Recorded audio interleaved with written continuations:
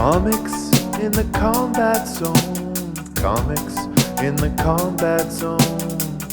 Usually we make you laugh, but now we're watching guys get stabbed with light tubes.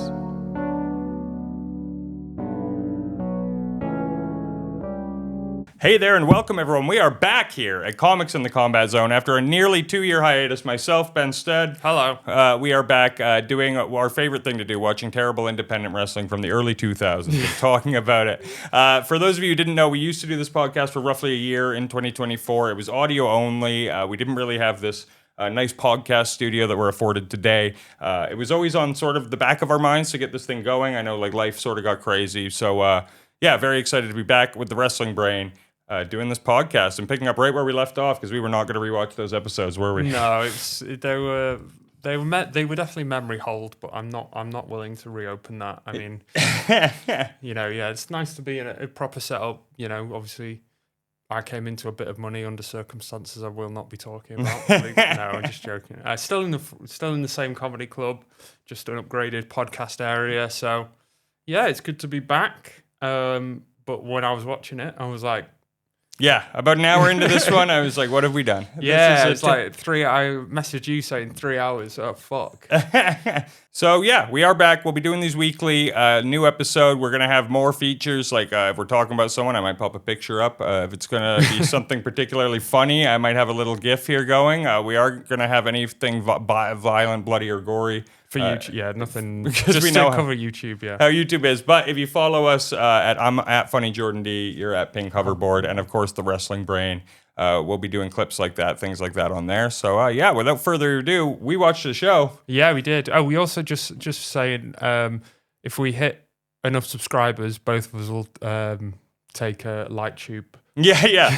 I think if it's like 1,000 subscribers, we'll do light tubes, but do 10,000, I might take a thumbtack bump, bro. Yeah, I'll jump off a ladder. Yeah, and also we are gonna update this as the weeks go along. Like we didn't realize till we showed up this table might be a good spot to have a CZW banner. These are just shirts that I brought from home for lack of creativity. I want to spray paint like a steel folding chair, maybe wrap it in barbed wire. That would be good. It might be illegal at that point. But the people were in the studio like, what the fuck are you doing? Yeah, you cannot. We're going to have to kick you out. Yeah, exactly. But yeah, I was excited to be watching this. I haven't watched wrestling a lot the last couple of years. And honestly, I don't really follow the current products. Are you watching WWE, AEW at the moment? No, I dropped off a bit. I only really got into AEW watching it properly and then just, kind of dropped off from it, and then mainly it was just CZW. It was CZW for a while, and then I didn't even have that. So now we are back talking about out with the old, in with the new. I thought it was a very fitting title. Absolutely, yeah, it's like Zandig made it for us. Yeah, he knew, Mystic Zandig. This took place March 9th, 2002 in Philadelphia's, Pennsylvania's Viking Hall. We are well into the new CZW era they are sort of out of the gymnasiums. They have found I guess bingo halls is the next step up. Yeah, definitely. I mean, this is hot off the heels, right, of ECW's collapse, so they're kind of taking advantage of... Yeah, which will happen in here. But yeah, that was probably the biggest one they had. But this is I'll show a picture on the screen, but this is like a decent or totally respectable audience for an independent show. I would get at least 500 people. Yeah, absolutely. And I thought that as far as production goes, I mean, you were laughing at the 720p.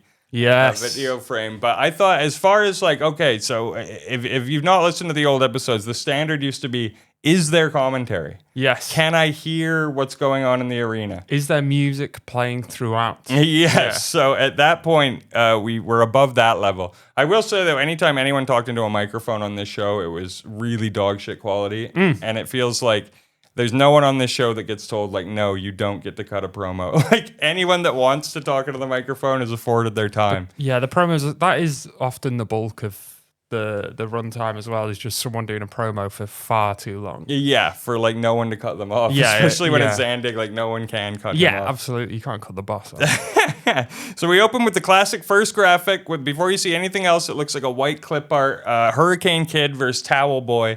Two names I hadn't thought of in a while.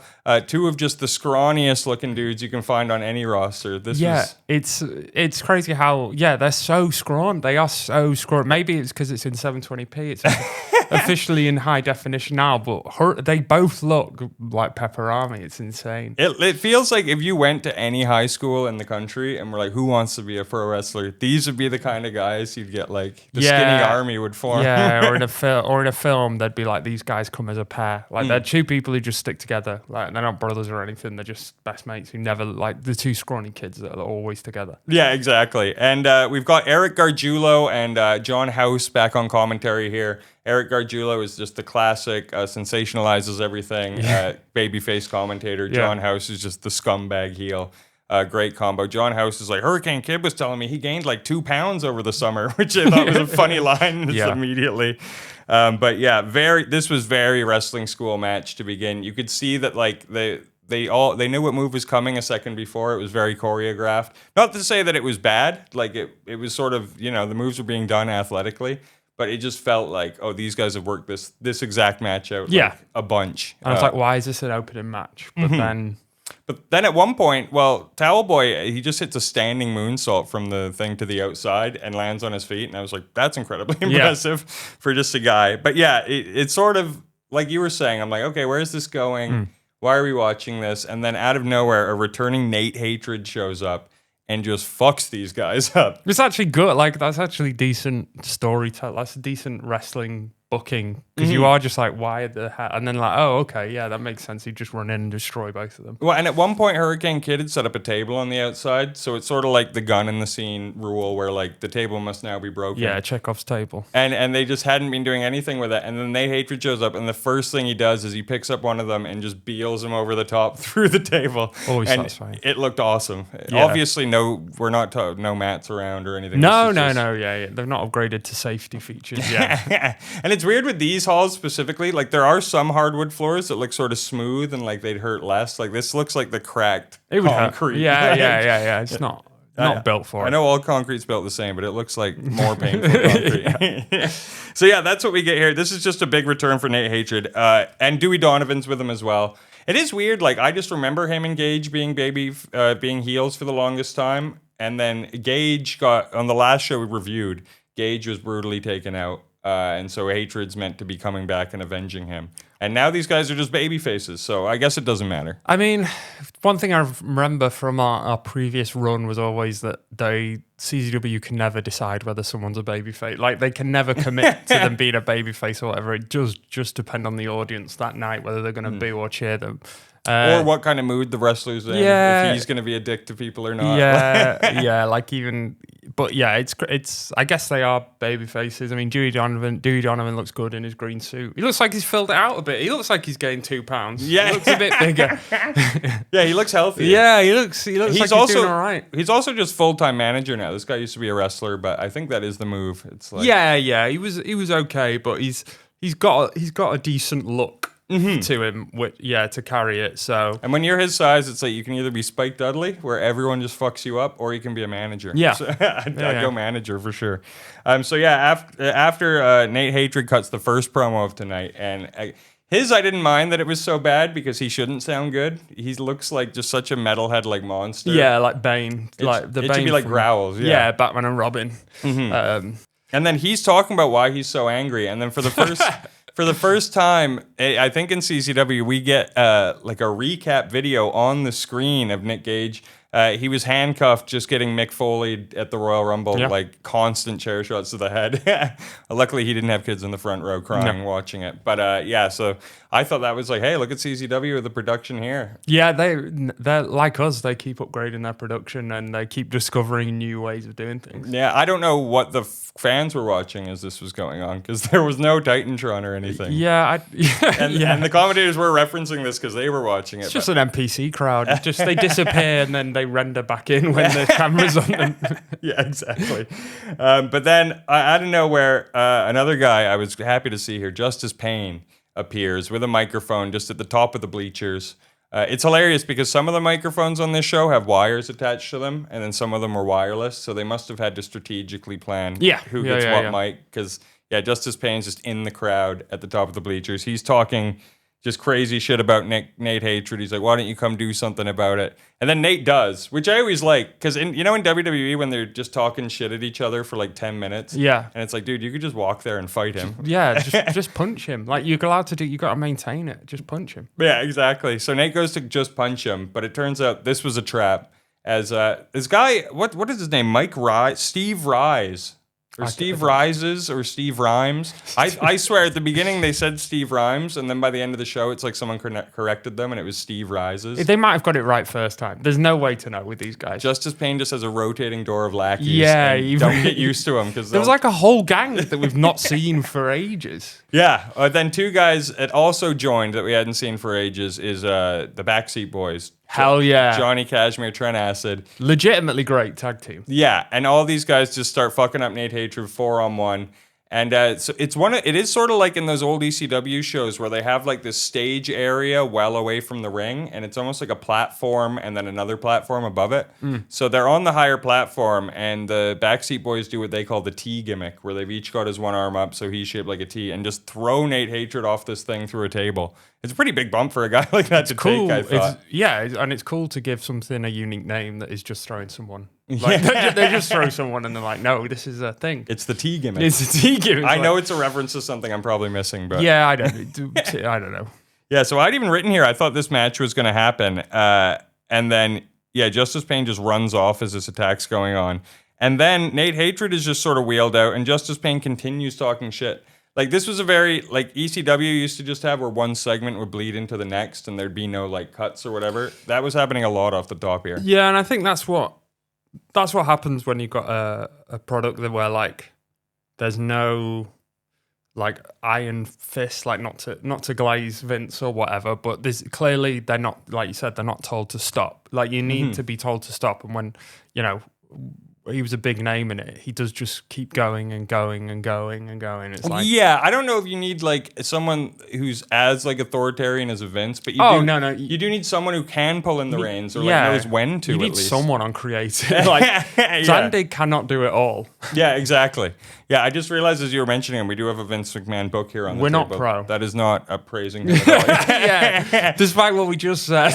Yeah, even though this company could use him. Yeah, got to give it to him. Yeah, but no, it's just a book about him. Yeah. But so Nate is sort of just disappears here, which I thought was like, it's like he's the whole point of the first segment is building up this return. And now it's like, no, he's just an afterthought. We're just going to continue here. Some things never change. They did that a lot. They used to do that a lot. I remember. Yeah. Like, they're like, oh my God, this guy's here. And then immediately they'll just get battered by... and you've just created a perfect segue because some things never change. All of a sudden, you just hear... The camera's on Justice Payne cutting a promo, and then you just hear the commentators... Is that Jerry Lynn in the ring?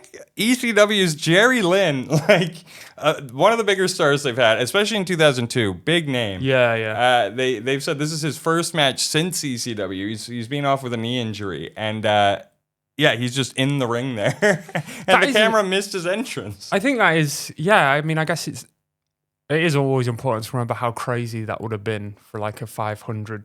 Like it would be like being at a small intimate gig for a band, and then like Kendrick Lamar or like something like whatever walks out, like and you just like, what the hell? Like that is crazy pull to get Jerry Lynn on CZW at this stage. Totally, yeah, it felt like a big deal for sure.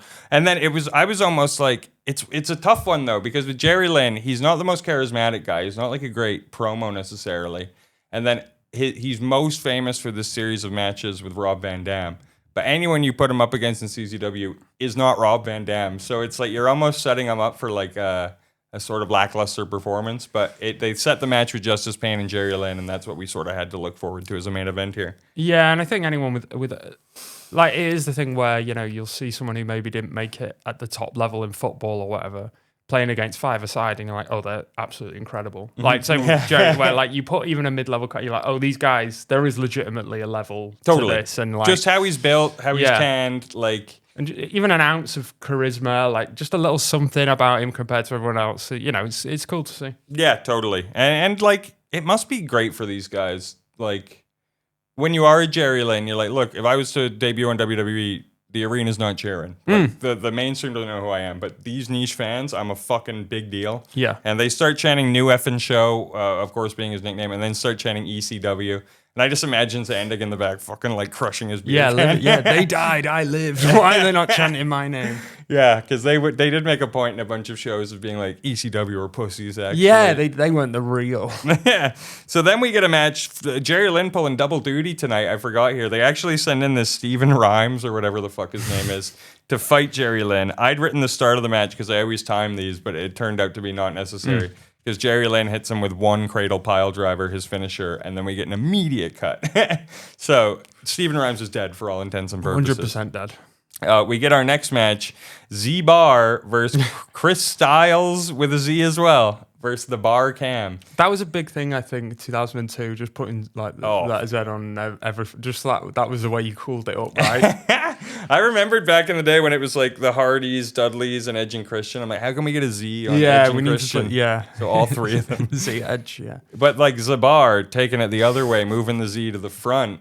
That's next level. He's 3008. We're 2009. And Zabar enters first, and you can tell this guy is feeling himself. Because for people who don't know the history, he's the full lackey, the full fall guy, the full like...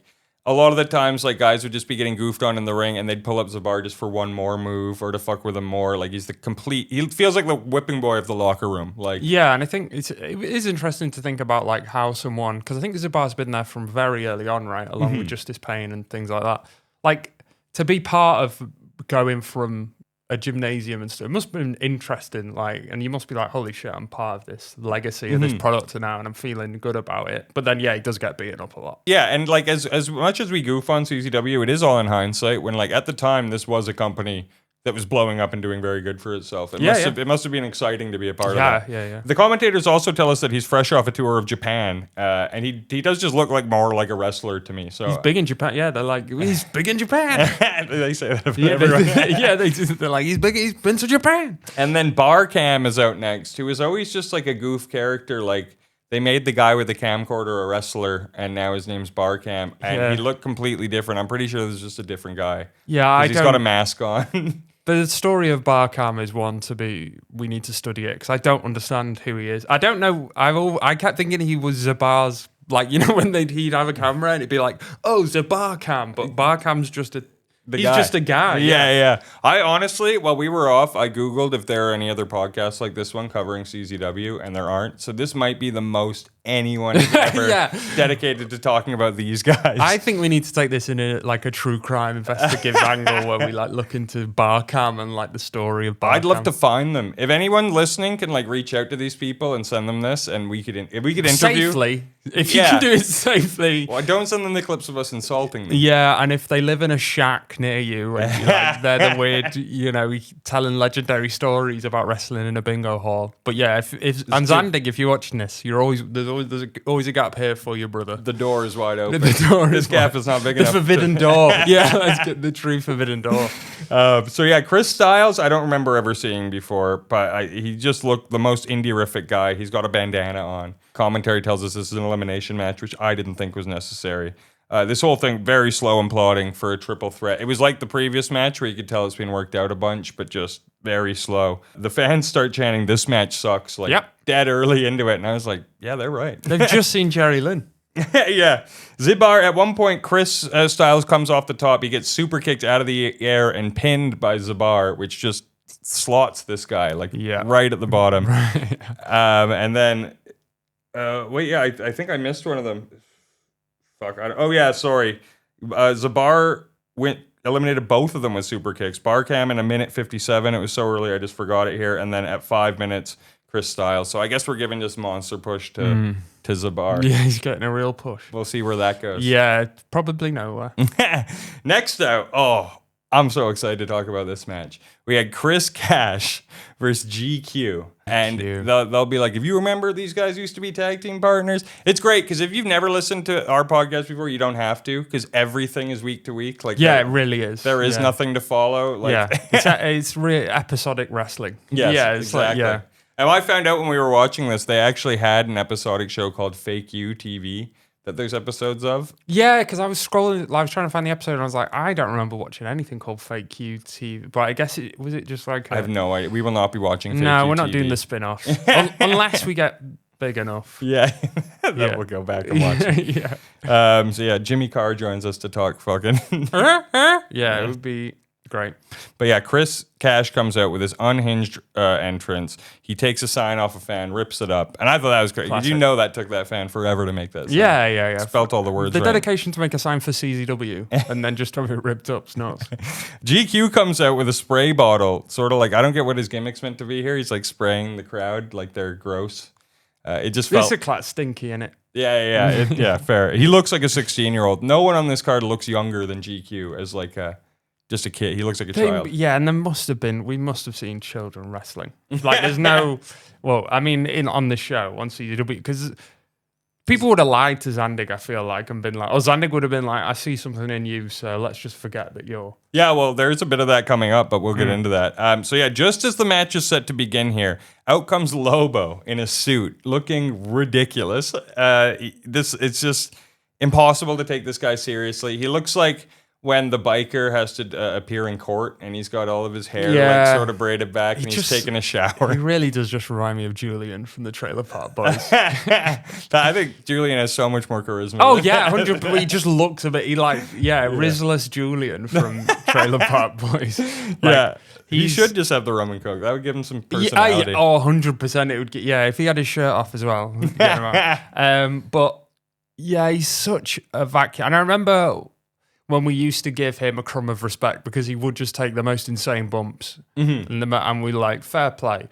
And I just wish, maybe he genuinely got injured doing it and had to move to this, because I wish he would go back to just taking chair shots to the head and stuff like that, because he's so boring to listen to. Cannot cut a promo. He's got no charisma. His one, you nailed it. The one biggest thing he brought to the table was willing to take abuse. Yeah, absolutely. And punishment. And he's not doing that here. No. He's abusing all of us with these promos. Yeah. He's also flanked by Big Daddy Smooth, who's a name I totally forgot about.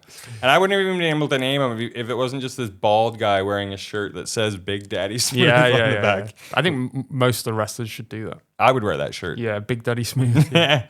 So Lobo begins this just promo, talking to GQ. He starts telling him like how he put CZW on the map. All this shit, starts bullying him. And then he's like, there's a guy tonight who gives me shit. Quiet Storm. Well, guess what? You're fired. And he fires Quiet Storm on the spot, who apparently was meant to be in a match later. I guarantee you he just didn't show up. Yeah. I bet he told Zandig like a month earlier, like, oh no, I can't do that date, man. And then Zandig forgot. And then when he didn't show up, they're like, we're firing this motherfucker. And I completely forgot the whole storyline because it's so muddled about the ownership. Like, they're going through a weird, like, I forgot, does Lobo own CZW? Like, what we did a show called Who's the Boss? Yeah, and then the boss is back. Yeah, but they never explain who's the boss. Yeah. Like, that TV show, who's like the the boss? commentators, it's not even us not remembering, like, the commentators are like, is he the boss? Yeah, like, what? Who's signing our paychecks? Yeah, literally, like, and John, the heel commentator's doing this gimmick where he's willing to side with whichever guy is the boss. Yeah. Type of deal. But yeah, so then out comes the God, John Zandig.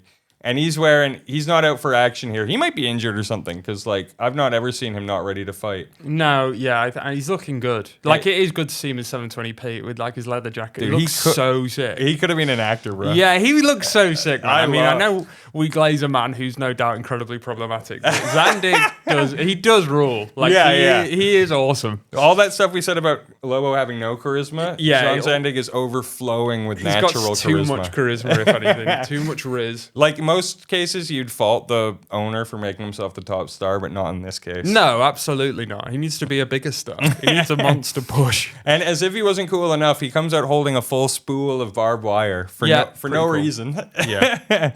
Like, it doesn't get used. He just has it. It's like in a survival game where you just find something where you're like, but this seems like it'll be useful. The first thing he does is squares up with Smooth, because just like an animal, he's got to like just identify the biggest kid, threaten the ring, and threaten him. He cuts a promo on Lobo and challenges Lobo to a barbed wire match for the company, which I could have sworn we saw. Didn't these guys have a barbed wire match? I think we've had 12 matches for the company. For the company. Yeah, I think there's been. I don't think they've ever taken the legal route in any. Like, I don't think at any point. I might be thinking because I know Lobo main evented in a barbed wire match, but I think it might have been with Madman Pondo, and it was like one of the worst, most athletic.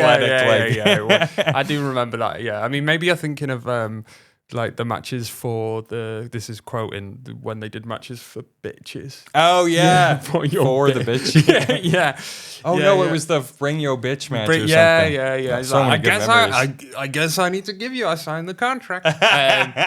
But yeah, no, it's many in a long string of matches for the company. I'm just excited to find out who owns it. Yeah, me too. Let's get to the bottom of this. Yeah. And this match would not happen tonight, so I don't know why. I guess we're setting it up for the next show. Yeah. It's exciting. And then, as if this segment couldn't get any better, out comes the Rockin' Rebel. One guy who I was like happy I hadn't had to think of for like the better part of 2 years. He's back, dressed like a lumberjack. Confederate, still wearing the Confederate bandana. It means history, brother. States' rights. He would fit in well today if he hadn't died. Oh man, he would be a manosphere influencer. He would 100% be on the raw meat diet. Yeah. He would be like He'd have a Liver wrestling King. school for MAGA fans only. Yeah, there'd be pieces about him saying, how is this guy so influential? Like, we need the rocking rebel of the left, and things like that. And then you can tell this is just a Zandig written line through and through, because the first thing Rebel says is, Zandig, even though I hate your fucking guts, I got to give it up for everything you've built here. He sounds like us. Yeah, just glazes him immediately. Yeah. Even though he's out here to like fight him, basically. Zandig, oh yeah, because he's like, everything you've done here for Philly and Jersey. And Zandig's like, Philly and Jersey? We're everywhere. We're worldwide. Yeah, Mr. Worldwide. Because I guess they've been to Japan as well. I guess technically, yeah. That is hilariously the three spots of like... For wrestling, yeah. We go to Philly, Jersey, and Japan. Yeah. But yeah, the guys, at one point, they're all trying to talk over each other. I couldn't understand at a certain point. And then commentary is like, it's almost like they realize it's inaudible. So they're trying to like translate what's going on, but then they're talking over the guys in the ring. This was a mess of a segment. Sensory overload for sure. Like, yeah. And then Zandig, out of nowhere, just lays out Lobo with a punch. And then says Lobo's fired, Lobo then tries to fire Zandig, and everyone's like, is he fired? Like, is he the boss? It's just so convoluted. And then right after, Zandig lays out the Rockin' Rebel. And the whole time, by the way, Chris Cash and GQ were just in the ring, like watching this. Like they had done their full entrances, ready to wrestle. Yeah, immediate. Yeah, they did that a lot as well. Remember where people would do entrances and it would get interrupted, and then you're just supposed to forget there was supposed to be a match. Well, no, 'cause then, after all of this, so then the Rebel, like the Lobo tries to help Rebel up, and Rebel lays out this other doctor in the ring or something and starts talking to shit to the crowd. I just have written here, this is awful. And then all of them leave, and I'm expecting a cut. And then the bell rings, and Chris Cash with GQ starts. Yeah. Like, couldn't we have done that whole promo segment before the wrestlers' entrances and just separate them from this dog shit? Think, yeah. But so at least we got a match between these guys, and they're starting off. You could tell this is sort of like the next level past just training school day one guys, because they have like an athletic reverse off, and it actually all looks very good. Yeah, Chris Cash is like a particularly talented guy, I'd say. Because every time you see him. So they're going back and forth. GQ catches Cash in midair in the powerbomb position. I've never seen this done before. Where literally, like, he catches him going for a Hurricane Rana and then falls back and almost falls, hits a knee and keeps him up. Very impressive It's very stuff. good. Yeah, there is occasional moments like that make it all worth it. For a guy who looks 16 years old to, like, not crumble like that. No wonder Zandig got him a fake ID so he could wrestle. So then, this is why I want to talk about this match, because this is ridiculous. They've been wrestling for like 8 minutes now, back and forth, doing dives on each other and shit. And then GQ's laid out on a table outside. Chris Cash brings in the biggest ladder you've ever seen. Yeah. It's such a big ladder. It feels like you could touch the roof of this like pretty big building. He gets to the top of it, and I'm like, this is going to be fucking nuts, this dive. And then Cash just casually walks down the ladder, and GQ gets in the ring, and they high five and hug.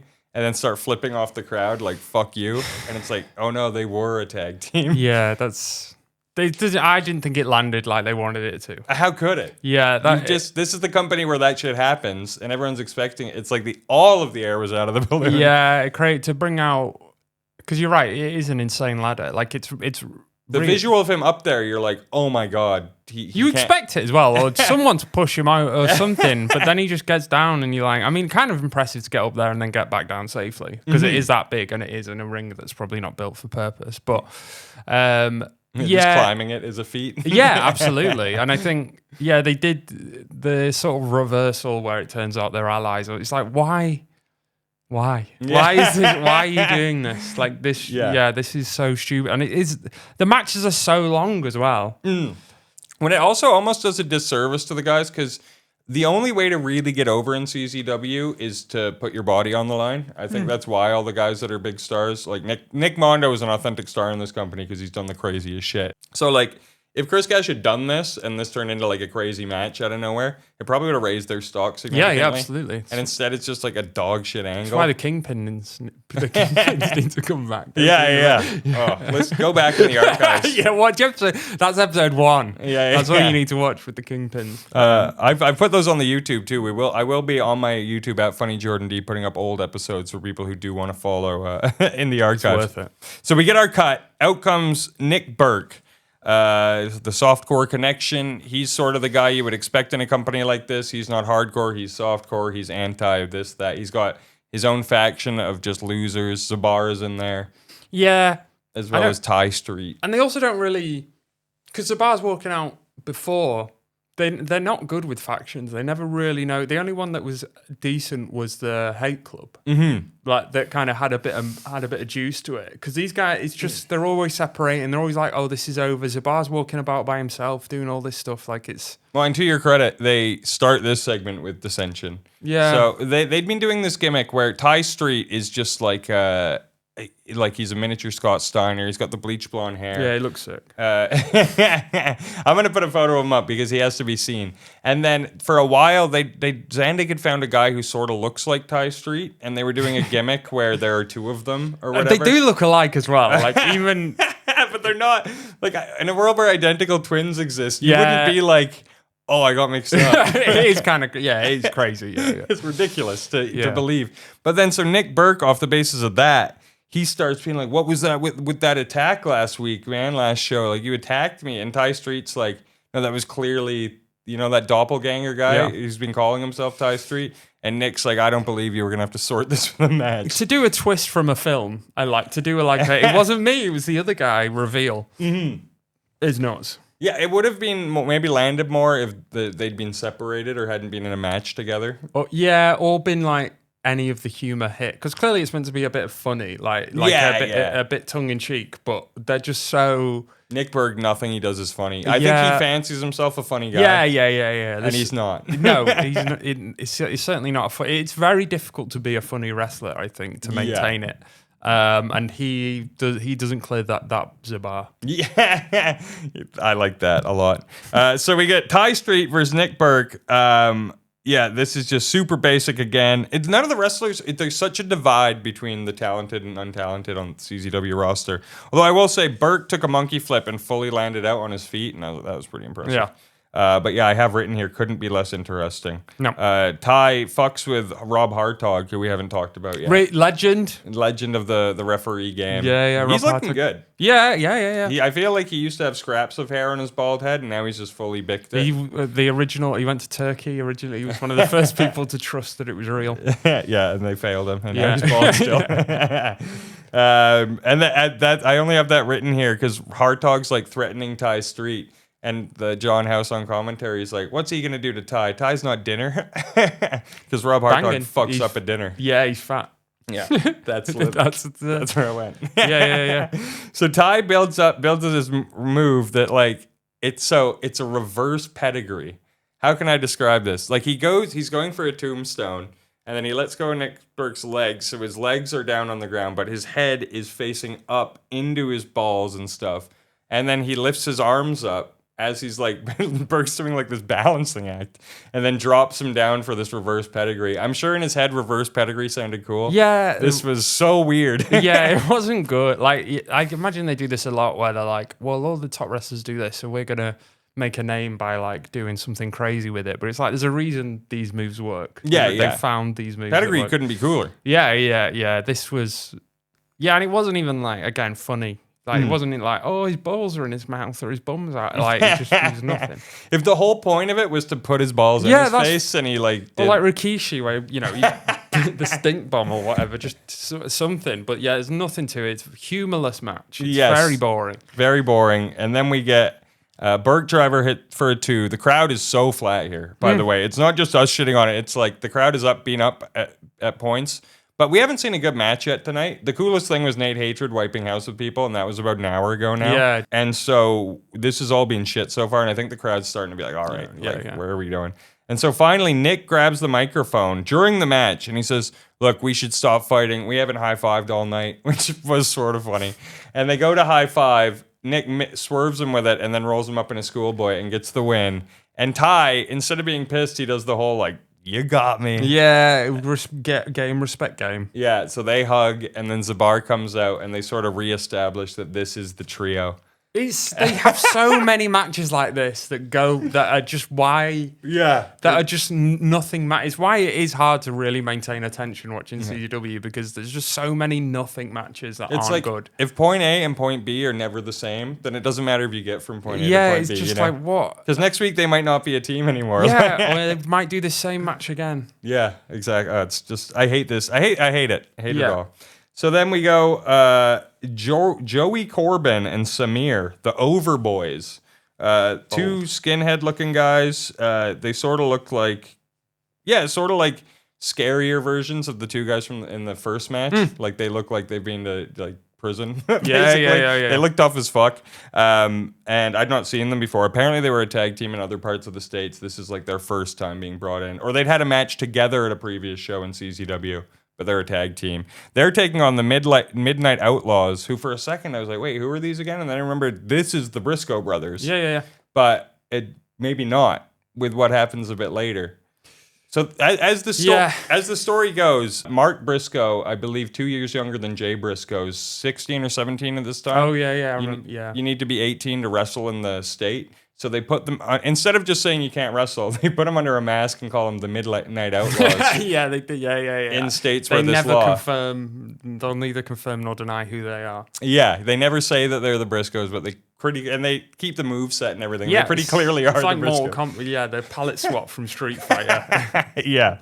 So, yeah, basically 17-year-old Mark and Jay are in this match, you think anyway. And they have a pretty basic match. There's really nothing much to go in here. I didn't think Corbin and Samir looked particularly good. No. But I also didn't think they were it was embarrassingly bad. See if there's any spots in here worth talking about. At one point, Mark, or the guy who I think would have been Mark, does a dive over the turnbuckle pole, just onto two of them, and it looked pretty crazy dangerous. That gets a big CZW chant. Yeah. Which does go to show you, like, when people try to blame a dead crowd, it's like, no, the crowd is there. It's just been shit earlier. But, they just want something. And you just got to jump off something, man. That's it. Mm-hmm. Yeah, absolutely. A Jay drill is reversed. We get a double hot tag. In the chaos of that, Jay and Corbin are outside fighting when Mark just hits a sick cutthroat driver. Like a particularly dangerous, just drops the guy on his head and neck. Yeah. And they win the match at 11 minutes and 20 seconds. You can see who, like, obviously we know the Briscoes go on to become, sort of legendary figures. Mm-hmm. And Joey Corbin and Samir do not. Yeah, you can see it. You can see the talents there. Like the diamond in the rough. There's a few guys on here where I was like, that they've got a star quality that has been missing on the show. It. Yeah, when we've been wading in the shit as much as possible, when there's a moment coming up later that I'll bring up this conversation again. But for now, we take a cut and we're back in with the announcer as he tells us we've got a 2 out of 3 falls match with Jay Briscoe versus Ruckus. And I was Ruckus! I was excited for this match. But I was like, if that was just Jay Briscoe wrestling, why wouldn't you have separated those matches? Because Jay comes out looking exhausted. Yeah, he's just wrestled, but he's in his He's got to get back for bed. He's in a different. Well, he literally would have had to run to the back, put on his singlet, and then come out here. Yeah, and then fighting Ruckus. So it's babyface versus babyface in a 2 out of 3 falls match. Which I guess the idea here was just for two good wrestlers to have a really good match. Which I'm here for. Yeah, it's sort of an hour and a half in. Well, because like they have pretty good chemistry off the bat. There's nothing like break the mold for either of them, but they're all just hitting their moves. Every move Ruckus has at this point is cool. Ruckus is great, like legit great. Like I mean, I don't know. I haven't looked him up. I don't know if he went on to do bigger things. I think he's still wrestling. Yeah. Oh, that's sad. He shouldn't still be wrestling, but he's legit really good. Like really charismatic, very fun to watch, and like it's always good when a big guy can do flips and shit. What it almost is like I hate being the Vince mentality. Like I don't Big think guys only. I don't think it matters what you look like, but I'm like, if he did lose a bit of the tubby weight and was shredded, he would just be like another level of star, sort of. Yeah. Or like a can't miss prospect. But as it stands, I could see someone just looking at him and be like, I don't even need to see a match. This guy's a fat, out of shape guy. But like, I don't know. That like. All I mean by it is that his star quality is sort of hurt by how he looks a bit, because he is just he looks like his belly's hanging out and stuff. Yeah. Maybe even just a singlet would make him look better, because he's just maybe out there in street clothes. But anyway, and Jay Briscoe, he does like his sort of talking in the ring, I guess. You wouldn't say that he's this overly charismatic presence yet. It was always, was it Mark? Mark was always the wild man. Jay was the strong and silent sort of. But I mean, right off the rip, Jay misses a top rope senton, which looks brutal, just smashes his head. They're still inexperienced. Yeah, they're exchanging pinfall attempts a bit early until Ruckus just gets a victory roll flash pin in 8 minutes. That is only the first fall, though.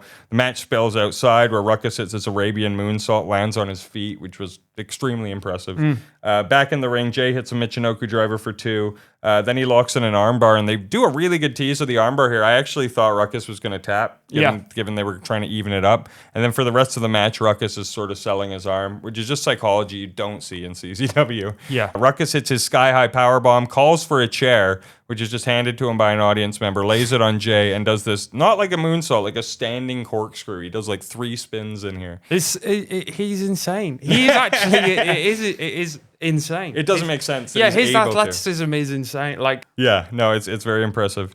Ruckus sets the chair into the corner, but then he's immediately thrown into it, and then eats a Fisherman Buster for 2. Jay Driller reversed, but then Jay rolls through and gets another flash pin at 20 minutes 48 seconds.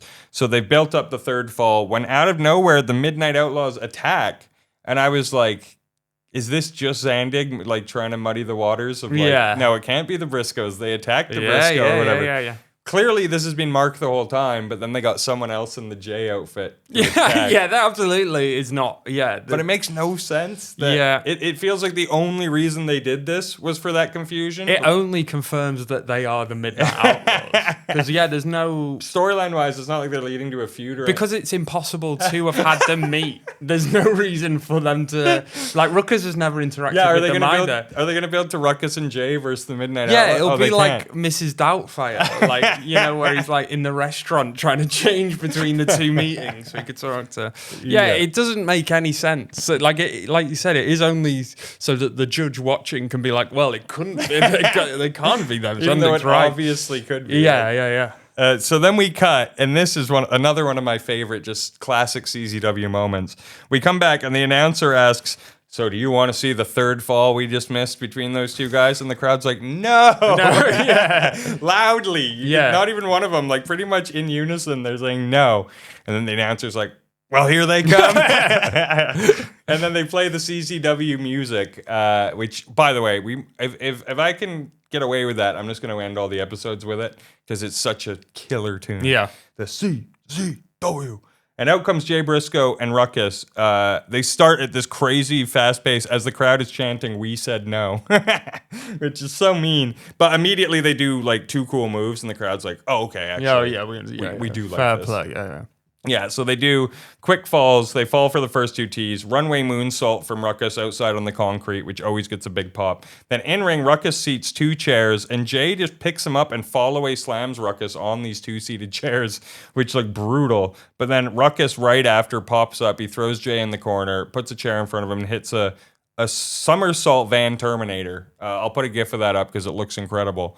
And smashes it into Jay's face. This was only 2 minutes and 49 seconds, and they made the most of it. Yeah, absolutely. It's great. I mean, they shouldn't have split it up like that, but I guess they needed to have. Why do that? They needed to have the Midnight Outlaws attack. I think if it was all together, it would have been a very good match. But Yeah. it's a shame it was broken up by the nonsense. Still the highlight so far tonight. Oh, yeah, absolutely. Like, easy, yeah. And yeah, I think the right guy won too. I think Ruckus, they could easily push towards the title program if they're thinking that way at all. Yeah, because Briscoe's good, but at this point he is a bit rough. Like and also legally you probably can't. You don't want to be. He's a tag guy as well. Yeah. It's like I always felt like the tag guys were just there to take singles losses if you ever need it, because they don't lose a bunch as a. They've had a relatively solid tag division, to be fair, CZW throughout the years. So. Yeah, totally. So we get our cut. Out first is Messiah. He's new to CZW. Only a couple episodes ago he debuted. He was the is it XPW? Oh yeah. They changed him, right? He was like a champ in XPW, and they said like, oh, he was the hardcore champ in that other company, but now he's in the big leagues. Yeah, because XPW was hot for a while. Like, it was always hot, but I don't know when it happens, but this is the guy that Rob Black paid thugs to go to his house and cut his thumb off. Yeah. Or finger or thumb. Slept with his partner, was it? Yeah. That's crazy. Yeah, he's a good wrestler though. He's great. Yeah. Yeah, I'm glad CZW got him. I'm sure it's funny because like as clown show indie rific we view CZW, I'm sure XPW is that much shittier, like as far as unprofessionalism and danger. It burnt brighter, but not obviously for not as long. And ultimately, Zandig, it's unbelievable to make Zandig's company look like the stable one. But, it was the more stable indie company, as it were. But yeah, I completely forgot XP. Yeah, it was a real good time for CZW as a gold rush. Or for ultra violent. Yeah. So yeah, next out to Michael Jackson, which is the funniest what's the word when two things don't mesh at all? So Adam Flash comes out to Michael Jackson. Juxtaposition. Contrast. Oh, yeah, okay. Yeah. So he's coming out to Michael Jackson wearing a Slipknot shirt, which I just thought was hilarious. Yeah. That's his attire. He has like 7 different Slipknot shirts. It's a great bang. Slipknot banging, Michael Jackson banging. Yeah. At this point, people still loved Jacko. So this, and one of the coolest moves, one of the coolest things to happen in CZW so far, Adam Flash is walking out. This woman yells to get his attention and just has her tits out. She flashed Adam Flash. If we're allowed, we'll put a GIF. Yeah, I don't know. There's I don't know behind who the this Patreon. is. Oh yeah, actually, I don't. Yeah, we don't know. We don't know. All right, so yeah, we get this match, and it's for the Iron Man Championship. Because if you remember Adam Flash, I don't know how he ended up with it. That seems to be the title they like to hot potato like every single show. Then they keep inventing new titles as well. Like there was a deluge of titles that kept coming in. I thought this was gonna be them crowning Messiah, to be fair, but we'll get into it. They're brawling outside early. Messiah's is whipping Flash into the guardrails. This really felt like I don't know if Adam Flash like viewed this as an opportunity because he's facing sort of a bigger name they're bringing in, but he was really at his working boots on. He was like he didn't need to throw his body into the guardrails, but he was leaving his feet and fucking taking all these bumps. No, absolutely. He gets Messiah in the ring and then puts him on the top rope, clotheslines him off, follows it with a Frankensteiner where he hip thrusts in his face. Like, that's what Ty Street should have been doing. Teabag. But yeah, he sets up a table and puts Messiah on it, but Messiah cuts him off and hits just a clean Death Valley driver through the table in the ring. Very good. At this point, the match is cooking. The ref gets bumped as Messiah hits his fall from grace, which I thought was like, it's basically a burning hammer where he's got you on the shoulders and dumps you, but the only difference with Mark Briscoe's cutter is he pulls your arm in front of your and then does the exact same move.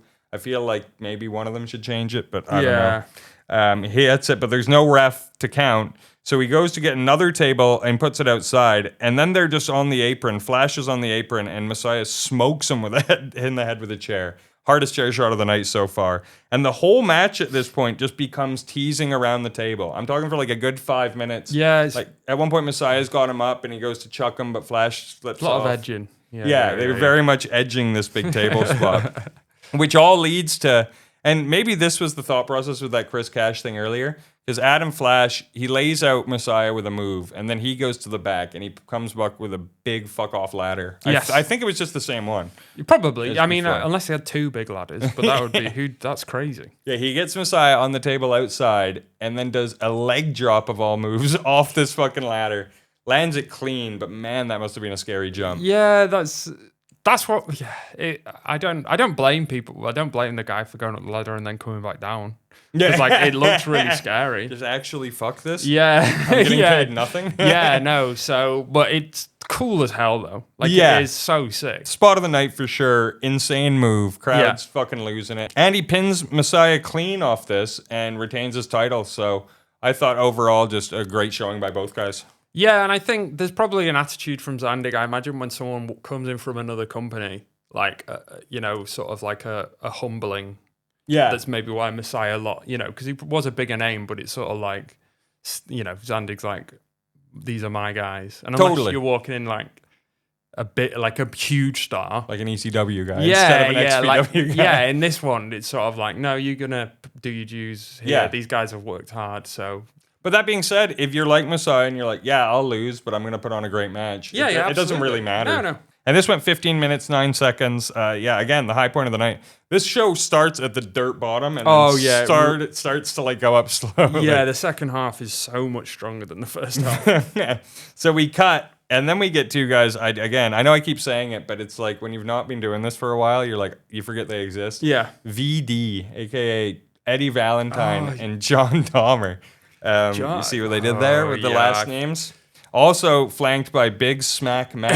Yes! The GOAT. The GOAT. Because Wife Beater, who was he was nowhere to be seen on this show. Yeah. He's Smack Mac's brother, I think. Yeah, which I think means he wasn't allowed in the state or something because he should be over the show. There are some names missing whenever they go to Philly, and it can't be for no reason. Yeah, maybe he's in Japan. Maybe, yeah. I don't know. Wife beaters in Japan. Yeah, they're not flying out his manager. I missed his jeans. So this is the moment when we were talking about star power. By the way, when they bring out VD, they talk about how this is their 4th title shot. And I'm like, can they get it done now? And John House is like, well, how come they keep getting title shots? And I'm like, heel commentator, making a lot of sense. Valid, yep.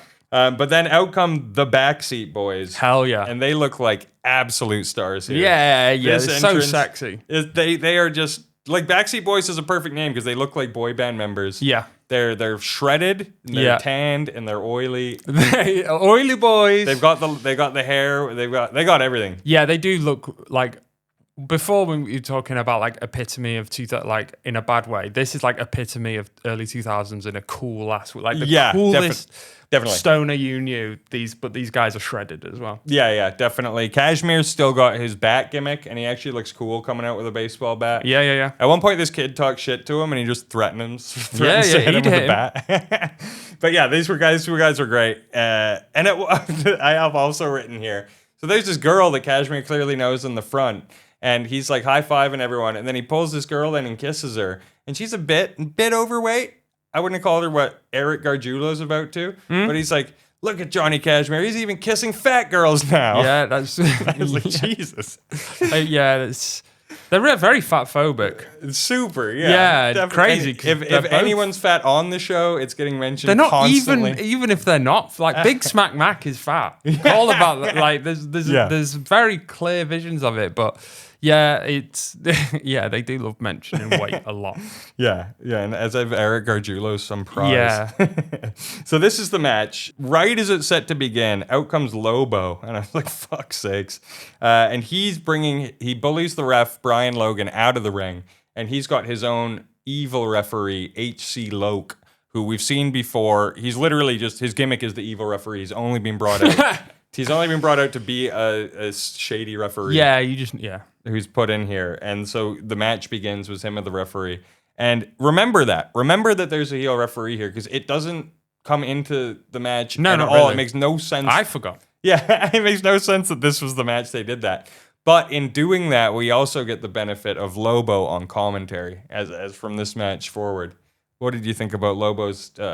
Somehow still just as draining, even when he was on a microphone. Like, there's just no... And it's like his mic is at half volume as well. So he's already, like, pretty monotone. Yeah, and it's just constantly interrupting. Because I think the commentators are pretty good. I like them. You know, I think they've got a good dynamic. But there's just... Lobo's, like, interrupting. And it's just like, hey, what do you think, Bass? And Lobo's like, yeah. Yeah. That's the thing, too. They keep trying to throw it to Lobo. Yeah, he's just a dude who can't riff. And, like, that's the worst dude when you're trying to riff. Yeah. It would be like if Zandig was here and we're like, isn't that right, Zandig? Yeah, and Zandig would be like, bro. Just give me a beer. Yeah, bro. So yeah, we get... At one point, they're sort of doing their back and forth thing, like every match has to begin. But then Backseat Boys take over with just a series of double team moves. Sort of like how the Motor City Machine Guns used to do back in the day, where it's like one guy hits a sub as the guy drop kicks him in the face, then he switches the sub and he leg drops him. At the end of this, the crowd is fucking losing it and chanting Backseat Boys. Yeah, they're amazing. They're so good. They're meant to be the heels. Yeah, It's hilarious. The match then at this point goes all over the arena. Cash and Dahmer are on top of that stage area where they threw Nate Hatred earlier. Yeah. And Kashmir gets him in a bulldog and hits it off the thing through the table. And it's clear Eric Gargiulo thought John Dahmer threw him through the table. So he's like, oh my God, Kashmir's going to be out of this match. How's he going to continue or what? And then he stands up and he's like, well, wait, I think Dahmer took the move actually. Yeah. But it's clearly like a bulldog. I guess he just had a bad angle on it. Yeah, Lobo's getting in his way. And then, even cooler, as if that bulldog wasn't cool enough, fucking Valentine and Trent Acid get on the platform above them. And just as Kashmir gets to his feet, you see Eddie Valentine lights because his whole thing is the palm strikes. Yeah. He did it once, and now that's like the only thing he does. Yeah, in it wasn't even matches. that impressive. So he's got a glove on, but then he lights the glove on fire. Yeah, that's pretty sick. And he fucking smoked Acid with it, and Acid does a moonsault. Considering the amount of hairspray Acid must put in, very dangerous. Yeah, super dangerous. I didn't even think about that. Yeah, that was crazy. So just a full flaming fist palm strike, which I guess is going to be his new thing. But Yeah, it was so dangerous. Like CZW on fire feels like it was crazy. yeah, it was very cool. At that point, the match sort of just slows down because they've done all these big shots, but have no way to get them like back in the ring or whatever. But they do. They sort of they get Kashmir and Valentine are the first ones back in, and they sort of lower the stakes here. Cash hits the post with his shoulder, and then Valentine hits this sick sit-out power bomb and gets a 2 when Trent Acid saves it. How did this happen? Oh yeah, Trent Acid is double suplexed by these guys on a chair. Then they sit Kashmir in front of a table for a doomsday device. Valentine puts him up on the top rope, and Kashmir sort of grabs his bat. I think Acid tosses him his bat, and he's going to like swing it at him. But Valentine takes the bat from him, jumps off with the doomsday device, and puts him through the table. Yeah, it's cool. It's just on the angle they hit the table. It was right at the one edge of the table, and the table just exploded under the impact. It's a real good it was great. Yeah, it looked cool. Although it led to the inexplicable win here. They just pin him. Pin Kashmir here at 15 minutes, 30 seconds. Your new tag team champions, VD. Which I can't for the life of me understand why we're making that move. But yeah, I mean, Valentine's all right. It's just Dahmer's so bad. He is really bad. He's like really bad. Like he's never. Yeah, I don't think he's ever looked decent, even when CW was at its shittiest. Yeah, he's always looked bad. Yeah. Well, remember when he used to be a leather boy? yeah. He used to come out in full leather apparel. Very odd choice. Yeah. His whole run's been bizarre. I mean, he is the best now than he's ever been. If that's worth anything, but he's still really bad. Yeah, I agree. And when you have these actual like superstar tag team on your roster, it's like maybe leave the belts with them. Yeah, definitely. So then, we cut and Backseat Boys. After the champs leave with their titles, they get like the heroes sort of goodbye as the crowd they play their music out and stuff. So we cut out first. It's the main event, the new effing show. Jerry Lynn. Then Justice Payne comes out. He looks massive. Justice Payne, I got written here. You can see like he stood up and you can see his back from face on, which is just insane. Like the traps. Yeah, he is on. He's juiced to fuck. Yeah, absolutely. It's crazy. It was nuts. And because of the oil, he looks way more jacked than Jerry Lynn. Yeah. Who knows? So right away, Justice Payne goes for the handshake. Jerry Lynn refuses it. Because he's like, I'm not a fucking idiot. I'm like, I always like a smart baby face at least. Yeah. They sends him outside early, hits Justice Payne with a chair. Lobo's still on commentary now, but his mic is just flat out not working. I've written. For the best. So funny. Justice Payne only gets the advantage when Steve Rhymes shows up out of nowhere attacking Jerry Lynn. One of those ones where the ref sees it and he's like, oh, I'm not going to disqualify. I was told to leave it. Yeah. Justice Payne now working on his surgically repaired knee. Because the commentary did say, like, he's just had surgery on his knee. He's not wrestled for like a year and a half. Yeah. Like, this was his apparently return match, which is pretty wild. And then Lynn, right after the botches a tornado DDT, but I was almost like, his knee gave out. And I'm like, is that brilliant selling or was that a botch? I don't know. I think He is good enough probably for it to be a good sell. I don't know. Who knows? Yeah. But yeah, 9 minutes in, both are just selling exhaustion here. So I'm so surprised his heart's not giving out. Like one or both of them. Well, they're gearing up for like the end of the match, so they're just like, "Oh man, this has been a war." Yeah. For, like 9 minutes. Justice Payne tries a plancha. He does the one where his legs hit, like it's just a flat plancha, but his legs hit Lynn first, so his face hits the ground, like nothing to defend it. And then he gets back in the ring. Lynn mounts his comeback with a sunset power bomb. The ref gets a bump here for no reason as Justice Payne hits his angle slam. Which it's too close. He's like an angle slam, but where he almost drops you on your head. Yeah. So it's sort of Very just close like to that. Very he's gonna break a neck. Well, I was going to say it also just looks like Messiah and Mark Briscoe's move, which we've seen. Yeah, there's a running theme of that move. Yeah. They just dropping guys right on their head is the coolest move. Yeah, it does work for wrestling as well. But yeah, Nick Gage then storms the ring. Keep in mind the ref is down here. The crowd gives him the big star treatment, and he does look as very cool. Nick Gage in the black and yellow attire. Yeah. That's I cheered. I popped for Nick Gage. He's back. Yeah, he pulls up Justice Payne, hits the choke breaker on him, which as far as original finishers go in an indie company is fucking just, it's so simple but so cool. Yeah, Gage is great. Talk about star quality. He's definitely got it. Definitely, yeah. And then the referee revives just in time to see Jerry Lynn hit the cradle pile driver. Gets the win here at 13 minutes and 45 seconds. I was surprised. I have new champ written here because even the commentators like, is he the new champ? Like, what, I didn't hear title belts mentioned. No, yeah.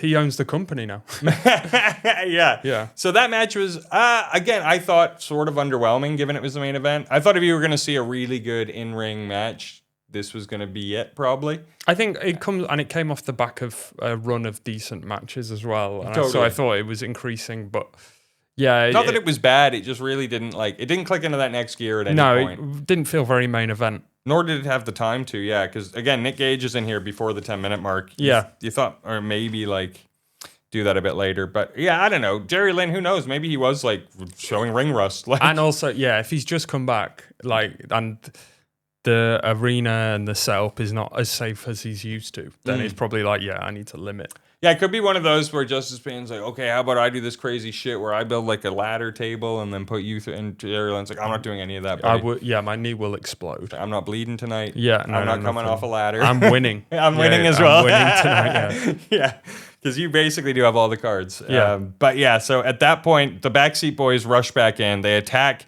Gage. That's when Nate Hatred appears, and Gage and Hatred just clean house completely.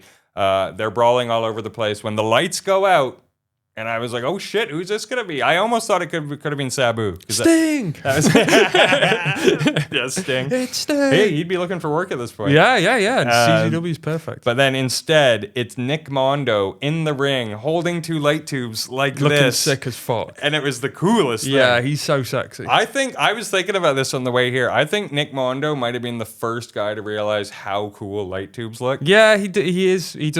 He rocks them as well. He's got a great oily chest. He's He's got sick, freshly written on the forehead. He looks so cool. He really does. He really is an icon. You can see why he became what he did. He's the man. He's my favorite wrestler in the company, bar none. I was almost upset we didn't get a match with him, but he's probably They're saving it. Yeah, he's probably coming off an injury. And then on top of that, he cuts the only good promo of this show so far. Yeah, he's the only good talker as well. Yeah, you can understand him. He's not yelling into the mic. There's no feedback. He basically says, calls out Adam Flash for the Iron Man title. He's like, when I won that, was dragged through glass. Which, by the way, do you remember this match? It was a triple threat with, I believe, it might have been Lobo and Pondo again.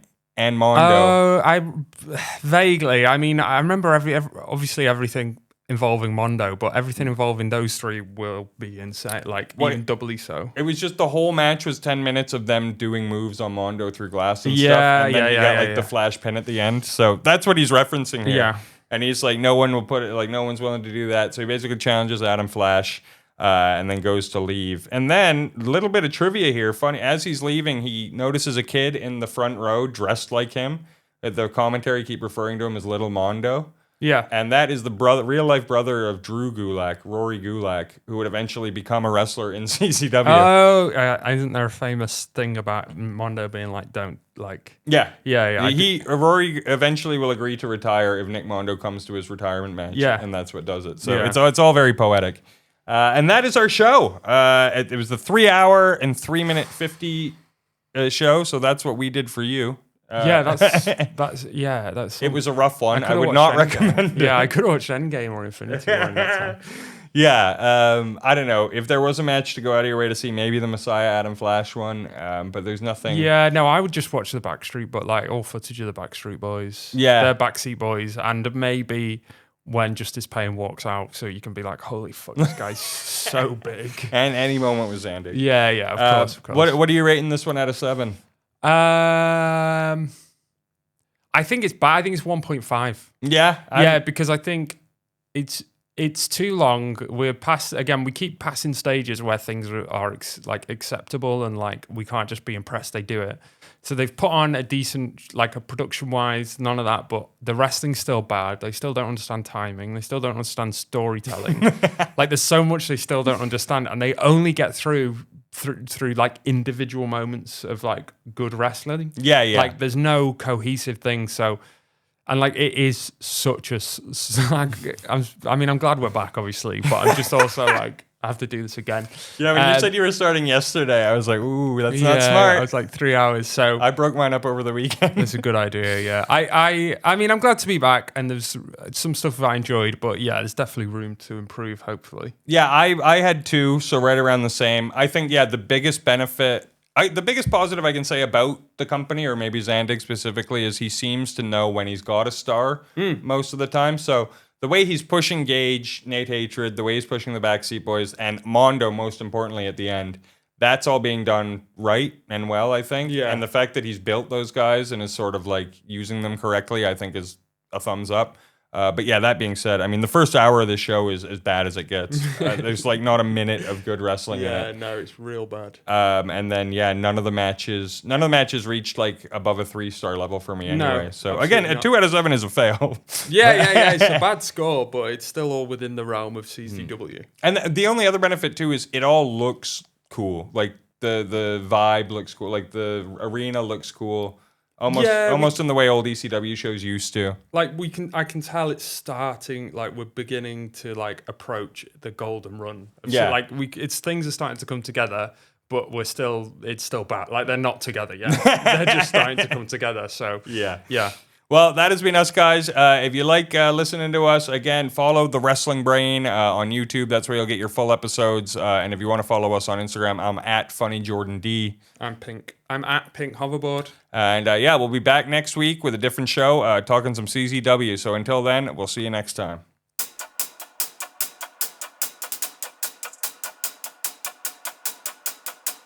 Comics in the combat zone. Comics in the combat zone.